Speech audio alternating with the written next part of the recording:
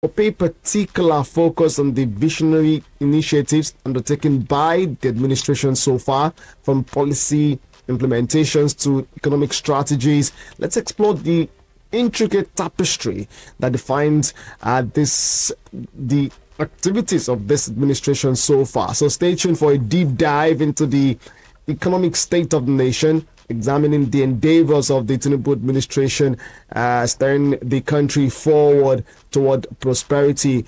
Welcome again to an engaging conversation on the pulse of the state of the nation this morning. This is a discourse on the Law FM Morning Show. You are live on the station where you hear the law, you talk the law, and know your right like never before. Law FM 103.9, your only law radio station. We're joined this morning by a legal practitioner and the policy analyst, Daniel Wala. Daniel, very good morning to you, and thank you so much for joining the conversation.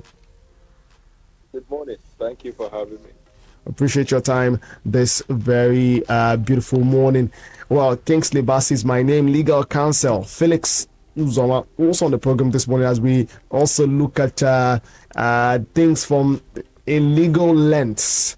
This Monday. Lagos, you can be part of the conversation. We're streaming on Facebook right now, facebook.com/LawFM1039. Go there, drop a comment, and if you have further questions or concerns, well, you can send a WhatsApp message 0703-2277-338. Again, 0703-2277-338, or you call that number as well as 0909-555-1039. Daniel Bwala, it is maybe the worst kept secret that you are quite in support of the policies so far introduced by President Bola Tinubu, even if you didn't support him during the 2023 general elections. But you know what they say, elections have come and gone, and so we must move towards national development. But yeah, so far there have been hardship in the land.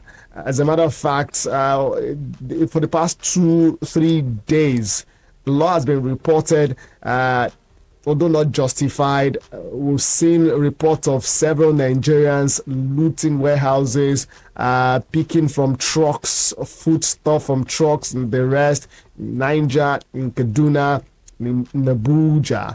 As a matter of fact, the Nigeria Customs Service, I'm sure you followed that story, attempted to, in goodwill, sell 10,000 naira, 25 kg of rice for 10,000 naira, and there was a stampede where 7 persons reportedly died. Well, with all of the fine policies of the government, as many have said, have been introduced by the Tinubu administration, there's still hardship. What do you say to this? Right. Thank you for having me. Good morning to Nigeria. That is hardship.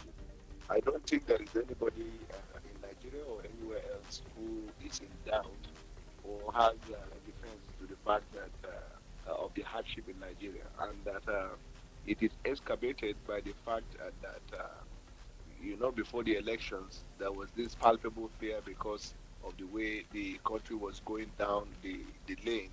The trajectory of the country was nosediving, and then by the time this administration took over, the administration had to now make some tough choices and decisions. So the decisions that the administration took, which we now refer to as policy or reform, has now created a scenario where the hardship got excavated. But it is predictable. It is not like something we didn't know will happen. That's why from independence up until this period that President Bola Tinubu decided to embark on that policy, previous governments and administrations have had to avoid that. Each time they wanted to remove subsidy or they wanted to take certain policy decision in this regard, there is the public outcry. The labor union will threaten they will go on strike, and then they will now back out. There were cases where they tried to even introduce that, but they would still have to back out because of the reaction. Now, in those days, we had those luxuries because then we had much in the foreign reserve. We had our production capacity up to 2.4, 2.6 million barrels per day. We had less insecurity problem. Our agricultural sector was relatively economic-wise better. So we had those luxuries. With the excess accrued, we could pay for subsidy, we could do so many. But over time, at the success, we go to a point where your limit has been just in families. When you see you have some savings, that's streams of you can afford certain luxuries. And then where you, for the past 6-7 years, you have actually believing on borrowing. You actually borrow to transport, borrow to this. While you're borrowing, you are still going to the crop, doing, still doing some certain things that are avoidable at the moment. And the simple principles of economics is that because of scarce resources, we now determine priorities. So now, President Bola Tinubu, by the time he took over, there was no luxury anymore. One, our production capacity went down because of oil theft in the Niger Delta. Our foreign reserve depleted to about less than $5 billion. Then we also have this insecurity in various parts of Nigeria where we had our strength agriculture-wise, So with all of these luxuries, then of course you know that we pay about ₦1 trillion, I think, every month to subsidize. Now that money is not available. The Brentwood group, where we've been borrowing money from, they've given a lot of money over time under the administration of Buhari. By the time Buhari left, we had about 82 or 78 trillion to pay over a period of 3 years. So no longer luxury to say you will borrow again.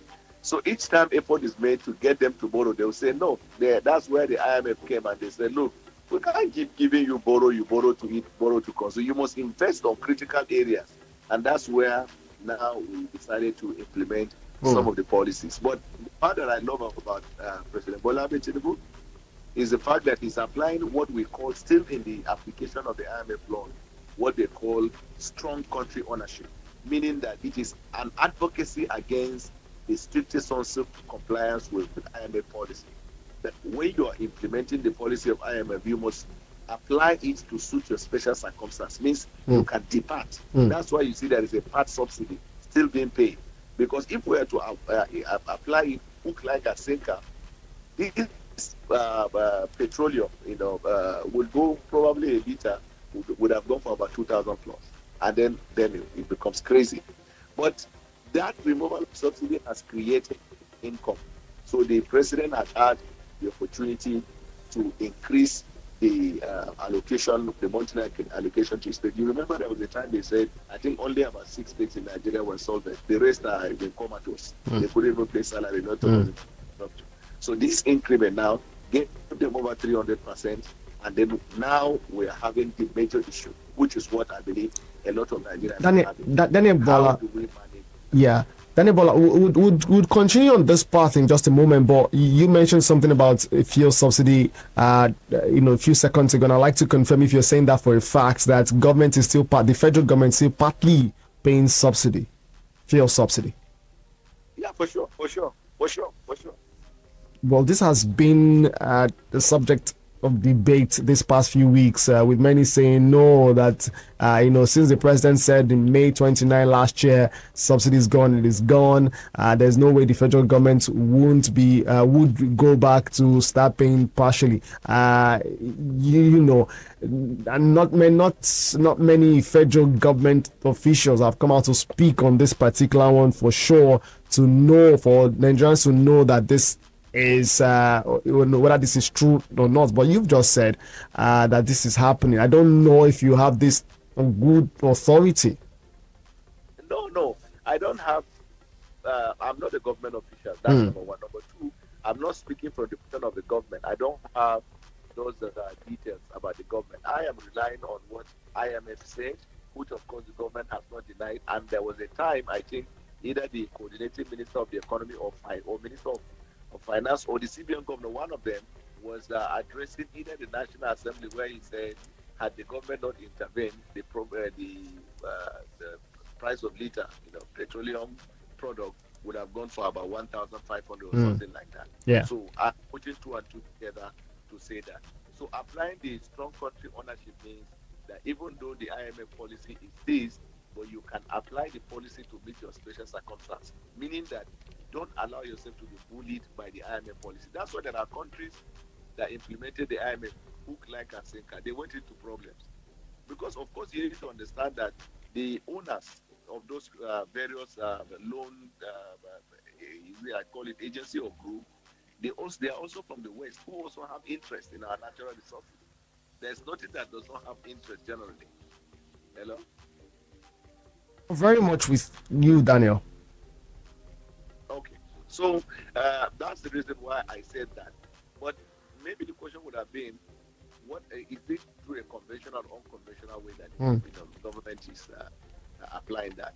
What I want the Nigerian people to know is that this president, Bola Ahmed Tinubu, thinks of the reform that will bring Nigeria to a better path. Because all along, we've been living a false life. You know, back in the days, whether in campus or general life, when you see some people living certain lifestyle, you say this person is living a fake life. The shoe he's wearing is borrowed. The clothes he's wearing is borrowed. Instead of going to the buka to eat his food based on his income, he's going to Nikon Luxury to eat expensive food. Instead of him to use force, he's not chartering a taxi. You just say this young man is living a fake life. That was the situation Nigeria was. We were living a fake life. Virtually 80 to 90. Imagine that 80% of your earnings, foreign earnings, oil earnings, go into servicing debt. Don't have money enough to do projects.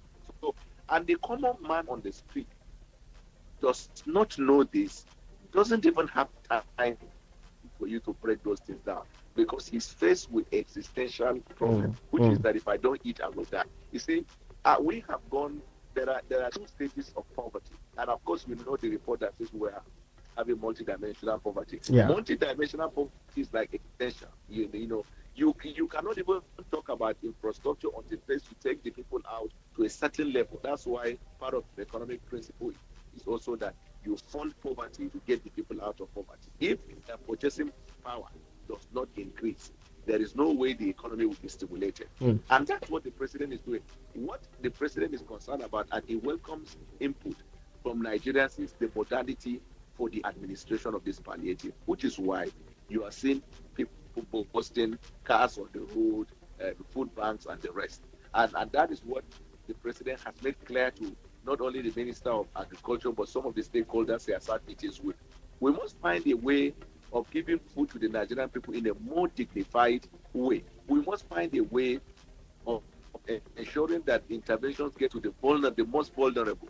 For example, I heard about the state government that the governor had to sack man who was in charge of the intervention because the man, instead of giving it to the vulnerable, was not giving it to party officials, and the food wasn't getting down. And this is the problem in Africa. What you have good intention, if you don't stick your neck to it. That's why if you see the people don't know something about President Bola Ahmed Tinubu. He was in Qatar. You saw the way he was speaking to the prospective investors and saying, anybody who demand for bribe, get to us. We will deal with it. Don't give anybody bribe. Some of our media people who don't know the in-depth of what we call privileged information. Nobody has privileged information more than the president. You don't even that the Qatari government have told him that in the past, the demands were made for bribery. Because if you look at his reports, he said we don't want to go to the pan. So he wasn't referring necessarily to members of his cabinet now demanding bribe, but that a history, a reputation has been created over time that the Nigerian people have demanded or are demanding or are likely to demand for bribe. So it is apparent that he should make it clear to the government from the current position and to the hearing of everybody. I saw some people not knowing the context in which the president was speaking, saying he's demarcating Nigeria. Nigeria more than people. Let's draw further perspectives to this conversation with Legal Counsel Felix. All right, thank you very much. Daniel Bwala, you've spoken so well about the economic policies of this administration, but let's look at it from this other perspective. Don't you think that now Serap has gone to court, in fact, not once, not twice, not three times, suing the President Bola Ahmed Tinubu's administration for most times failure to probe certain missing funds? Just recently, Serap says they are probing $3.4 billion loan, obtained by Nigeria from the IMF, which you alluded to. meant for, you know, to finance the national budget in our response to COVID-19 pandemic, would it require the IMF? I mean, would it require SERAP to have sued the president, you know, to probe this missing funds? You know, don't you think that these are low-hanging fruits for the president to have? Oh, commence an investigation. Let us find out where these funds are, since we are, you know, all out to look for the dollars. And this is not the first. There's also another case where SERAP also sued this Bola Tinubu's administration, you know, to recover some funds, about 200 billion naira, as well as another one, which is $15 billion missing. And these were all offshoots of the, you know, the Attorney General, I mean, the Auditor General of the Federation's audit of the federal accounts. We know you are quite close to the president. Do you think that the president would investigate, probe, prosecute these people and get these funds out? Fortunately, without SERAP knowing, the president, ever since he took the oath of office, has been investigating officials, some of which you have even seen in the news now, recovering monies that were spent or expended or looted by public officials, either in the government before or even now. He has even suspended a minister in his cabinet. He's fighting the corruption. Now, let me say a thing or two about SERAP. SERAP is, I like their activities, but sometimes it's still part of the mojo that an organization will have to stay afloat by being active. And so every time suing will keep them in the news, and then will give the impression to the people in Nigeria that they are working. And I don't have anything against them, because quite frankly, there are a number of times I appreciated the endeavors of SERAP. But there is a missing link, or the missed priority of SERAP in this regard. And as a council, you must know that we have what we call the arms of government. This is what forms democracy. The National Assembly, if you look at the Constitution, part of their powers is oversight, and then to expose corruption. They do that through congressional hearing, where they summon agencies and agents of the government to account, and which they have been doing. So SERAP is grandstanding. What SERAP would have done, in my view, is to take the fight to the National Assembly, whose duty it is to call the executive branch of government into order regarding expenditure. That was what Gani was doing. It's just that over time, when civil society people are missing from the vision of the founding fathers, Gani, what he will do is that he will file an action for an order or mandamus mandating the National Assembly to call such officers to account for what ought to be done. You see, when you are doing that, you are strengthening democracy, because you are strengthening another arm of government who is tasked with that responsibility of holding government to account. But if you go to court now, and you have seen on all the decisions of court, if you put it on percentage, SERAP has had less than 5% of their cases in this regard on non-justiciable matter. They go to court, no local standard, no course of action, and then some of them know it. But you see, that's one thing about civil society. It's sometimes some of the advocacy skill, and as a counsel you will know that in court, is that sometimes you ask a lawyer, you ask a question to probe a witness. You will know that that question will be objected to, and the court is likely going to ask you to refrain from asking the question. But by asking the question, you will give hints to your witness of your line of thought in the question. So you raise the question, objection is raised, court says objection is sustained, counsel refrain. And then your client that is on the witness box has now known exactly. So let me finish my thought in that. Yes. So I think that one, the government has been investigating, and the Nigerian people are welcome to expose corruption by pointing out, like the way SERAP is doing, pointing at A, B, and C and asking the government to do that. If you feel the government is not acting fast enough or strong enough, you know there is an arm of government that has the constitutional powers to hold government to account. So you take this advocacy to the National Assembly. You can invade the frontage of the National Assembly. You can make your case. So the National Assembly, coming under pressure, and over time it has happened, they will now be compelled to now call public officers. This is how it works. But if SERAP goes to court 100 times, I guarantee you 99% of those times, the verdict that will come out is that they don't have a local standard.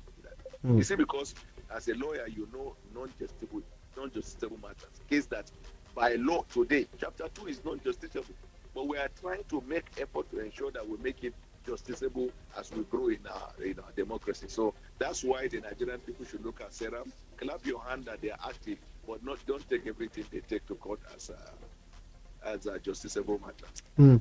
Daniel Bwala, lawyer and policy analyst on the program this morning as we discuss the state of the nation, looking even deeper at the economic policies of President Bola Tinubu. Daniel, just before, or rather as we wind down the conversation this morning, let's talk about this. And you mentioned that in your submission, one of your submissions this morning so far, talking about the average Nigerian, especially those at the bottom of the pyramid. Their concern is that things be better. The economy should just be as prosperous for them as possible so they can live their lives. They're not concerned about, paperworks, big grammar and the rest. They don't want to listen to us talk about these things when they can't afford a cup of gari, right?